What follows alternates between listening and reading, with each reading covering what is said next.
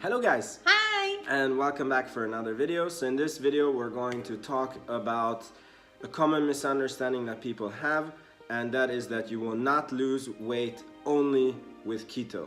Keto is just one side of the equation, and many people will lose weight because keto lessens hunger and they eat much less and much healthier.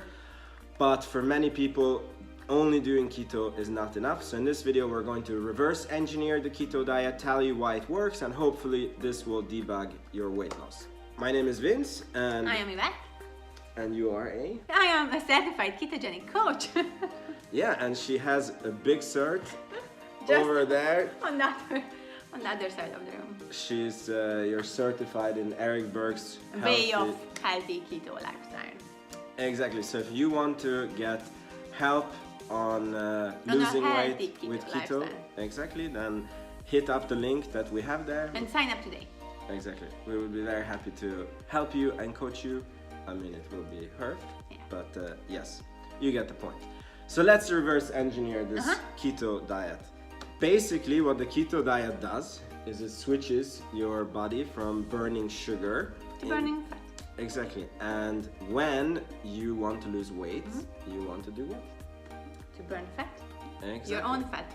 So imagine, how would a body lose weight if it cannot burn its own fat? With the keto diet, you make new engines, new cellular systems in your body to be able to very easily burn fat, which means that if your body is not getting food, it will have a very easy time to switch to your own fat reserves, and it burns your own fat.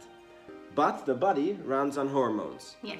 And it is hormones that decide if you're going to lose fat or not, and this is why calorie counting doesn't work, and this is what many people don't understand, because the body with hormones regulate how much calories your body burns. Yes. So many people who restrict their calorie intake, then the body gets scared and it restricts how much calories it burns, and in the end this ends up in not losing weight even though you're lower on calories. But now you're in a very fucked up situation because your metabolism went down, and when you increase your eating back up again, you're just going to blow up like a balloon and you will be much higher in your weight than you began with. Yes, and one thing, when you did that once and it worked for you perfectly, that you cut your calories and you lost a bunch of weight, when you do it again it will work less, when you do it again it will work less, and in the end this will not work at all because the body gets used to it.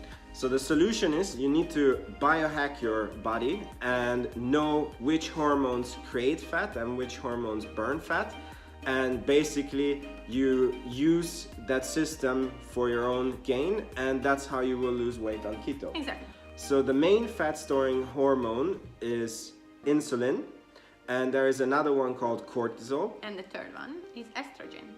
Now in this video, I mean, this is a lot of material, but in this video we're mainly going to talk about insulin, and a little bit we're going to mention cortisol. Cortisol is something that gets activated from stress, and when you stress a lot, even if you're deep in ketosis, what your body is going to do is it's going to basically make your protein into sugar, break down your muscles, make it into sugar, and it bumps you out of ketosis and stop your fat burning. And things that cause stress, your body doesn't do any differentiation. So not sleeping is a stress, getting fired is the same stress, overtraining is the same overtraining, stress. yeah, the or body, the loss of a loved one, same thing. Yeah, the body doesn't differentiate. So you have to get rid of stress and get your sleep in so that you don't have this cortisol, which is a fat creating hormone, and then you only have insulin left to deal with.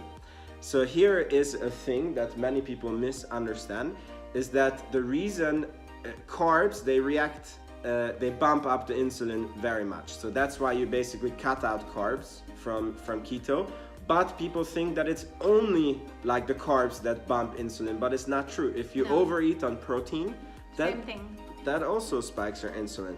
Or frequency of eating. So even if you are on keto, but you have 6 keto meals and keto snacks during the day, you do the exact same thing. You just spike insulin with overeating. Exactly. And one very insidious thing is the sugar alcohols and you know, the no sugar keto protein bars and keto sweets and vegetable oils also.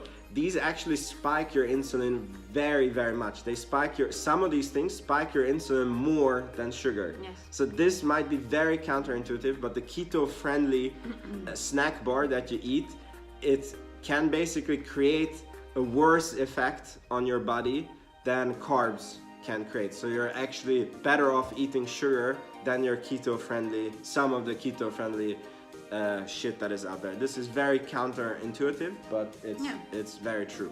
So basically, insulin gets spiked from eating any food, anything. I mean, even if you have a bulletproof coffee in the morning, you have some sort of super minor spike.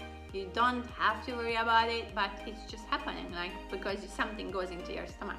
Exactly. So if you use a child's logic, what you need to do is reduce the frequency of eating, because anytime you eat whatever, you're going to spike insulin.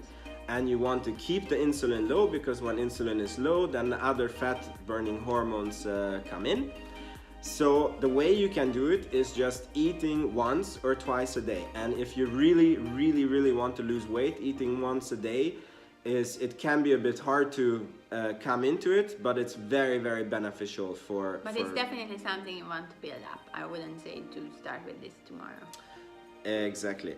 And another thing that you need to do to lower the insulin is basically eat all natural food, and the food needs to be good proteins in moderate amount and lots of healthy fats and as little carbs as possible.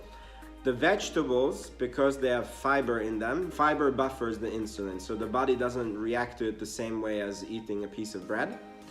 And the vegetables, they're very nutritious for your body, so you should eat a lot of them. Yeah, and it just helps weight loss.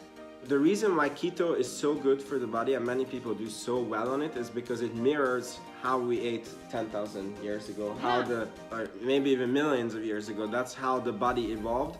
You know, you killed a deer and then your body had to have that deer until you had the next food. So the body was basically burning its own fat. For days, if you had nothing to eat. And you know, the fruits were not available in nature. You had the springtime some fruits, and you know, you had in the autumn time some fruits.